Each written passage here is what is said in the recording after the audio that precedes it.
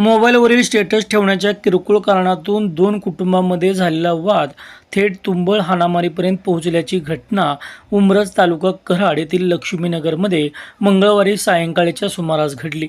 या घटनेने लक्ष्मीनगरमध्ये तणावाचे वातावरण निर्माण झाले होते। एका छोटा हत्ती टेम्पोवरही दगडफेक करण्यात आल्याने टेम्पोच्या काचा फुटल्या आहेत। मिळालेल्या माहितीनुसार उमरज येथील लक्ष्मीनगर भागात गोसावी समाजातील दोन कुटुंबातील लहान मुलांमध्ये मोबाईलवर स्टेटसवरून सुरुवातीला वाद निर्माण झाला। हा वाद वाढत जाऊन कुटुंबातील मोठी मंडळी आमने सामने आली। त्यानंतर दोन्ही गटातील तब्बल 30 ते 40 जणांनी एकमेकांवर दगडफेक करत भंगारातील लोखंडी साहित्याने मारहाण केली।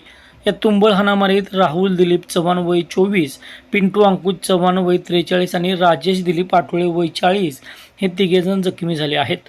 जखमींवर उमरज येथील प्राथमिक आरोग्य केंद्रात उपचार करण्यात आले असून पुढील उपचारासाठी त्यांना कराड येथे पाठवण्यात आले आहे।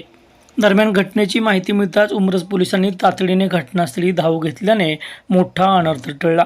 घटनेचे गांभीर्य लक्षात घेऊन उमरज पोलीस ठाण्याचे सहाय्यक पोलीस निरीक्षक पंकज पवार यांनी संबंधित समाजातील नागरिकांची बैठक घेत शांतता राखण्याचे आवाहन केले आहे। तसेच कायदा हातात घेणाऱ्यांवर कठोर कारवाई करण्यात येईल असा इशाराही त्यांनी दिला आहे।